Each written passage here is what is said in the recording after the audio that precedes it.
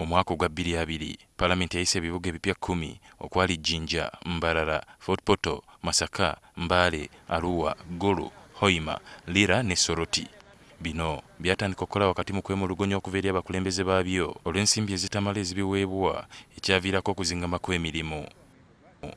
Mu kiseera kino ebibuga ebimu byakakkalabiza emirimu gyabyo mu bizimbe ebya disitulikiti mu byagibwa. Ababiddukanya bazze beekubira enduulu eri gavumenti eyise mangu ensimbi okukola emirimu era byali byasaba wakiri akawumbi kamu buli kibuga okuzimba ebitebe byabyo mu mwaka gw'ebyensimbi 2024-2025. Wabula kitegeerekese nga ne mu mwaka gw'ebyensimbi ogujja ebibuga bino bwe bitalinaamu mutemwa. You must look for the resources for the new cities. Really, we must be serious. So ebya cities ebyo tubimanye naye priorities ziri muki mu defense and security, mu nguudo, mu masanyalazi, mu parish development model, mu human capital development, amasomero, amalwaliro, mu mafactory n'ebirala.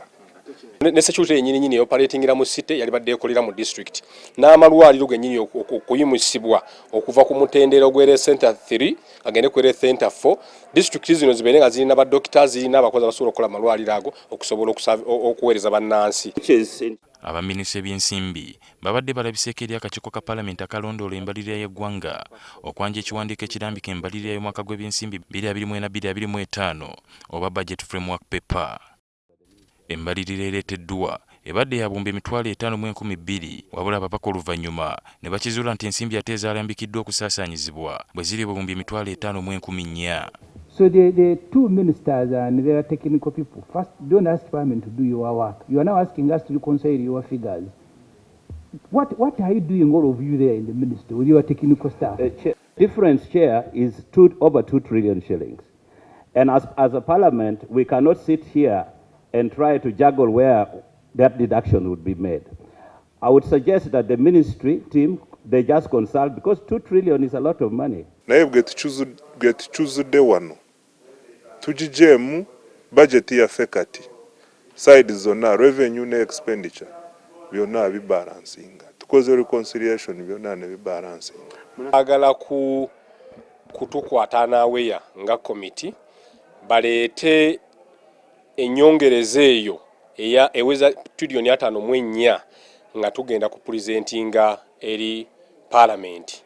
Ffe tetunaba kutegeera oba kigenderere oba bulijjo bakikola oba kagenderere kuba minisitule tumanyi nti alina abakugu abamala basobola okugatta n'okutoolako. Tuli ku bajeti ya ggwanga baba baavudde ku ki kati okunyigawo kiri nga bamanyirira nti ekkomoli erino bo ne banyigamu ez'ensuusuuba. Mu kiwandiiko ekirambika embalirira kino ababaka beebuuzizza lwaki temuli mutemwa gwa nsonga za byakulonda okusembedde so nga n'okwetegekera empaka za AFCON Uganda zegenda okutegeka wamu n'amawanga Kenya ne Tanzania tekukooneddwako mu mbalirira. Probably your assumption is you might bring a supplementary. Every time you bring supplementaries, you make us look shabby as Parliament.